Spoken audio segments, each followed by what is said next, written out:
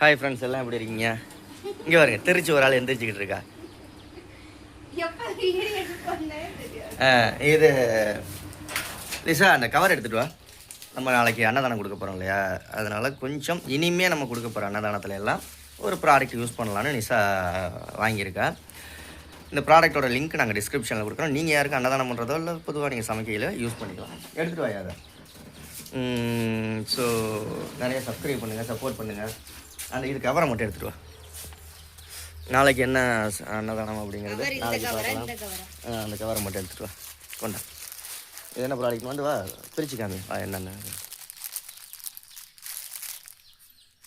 இதோட ப்ரைஸ் எவ்வளோ அப்படின்னா வந்து 40 ரூபாயா? பிரித்து காமி அப்படியா?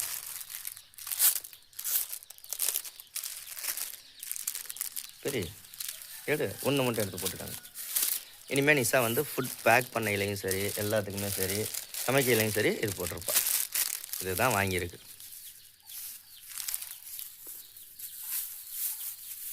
ஏன்னா கொடுக்குறது கொஞ்சம் நீட்டாக கொடுக்கலாம் அப்படின்னு சொல்லிட்டு இனிமேல் கையில் போட்டுக்கிட்டு தான். இங்கே ரப்பர் பேண்டு எங்கே போட்டுக்கணும்? அங்கே ரப்பர் பேண்டு போட்டுக்கிட்டு இனிமேல் நிஷா பார்சல் பண்ணுறது, சமைக்கிறது, பேக் பண்ணுறது எல்லாமே வேணும். ஓகே. நாளைக்கு நாளை பொறுத்து ரெகுலராக ஒரு 2 நாளைக்கு அன்னதானம் வரும், 3 நாளைக்கு வரும். ஆமாம், தொடர்ந்து எல்லாத்தையும் பாருங்கள். எல்லாருக்கும் வேணுண்ணா, எல்லோருக்கும் ஹாப்பி சொல்லிடு. சப்ஸ்கிரைப் பண்ணிக்கோங்க. நாளைக்கு குட் ஃப்ரைடே இல்லையா, நாளைக்கு புனித வெள்ளி. ஆனால் இந்த வீடியோ எப்போ வருதுன்னு தெரியாது. நாங்கள் வீடியோ எடுக்கிறது புனித வெள்ளிக்கு முதல் நாள் எடுத்துக்கிட்டு இருக்கோம். வீடியோ எப்போ வருதுன்னு தெரியாது. ஓகே. இனிமேல் நிஷாவுக்கு தாத்தா பாட்டிங்களுக்கெல்லாம் சாப்பாடு கொடுக்கல பேக் பண்ணுவேன். சூப்பர் தானே? இது இனிமேல் நிஷாவுக்கு வாரத்தில் ஒன்று வாங்கி கொடுத்துட்டோம் அப்படின்னு. இது ஒரு எத்தனை இருக்குது, எத்தனை பீஸ் இருக்குன்னு பாரு.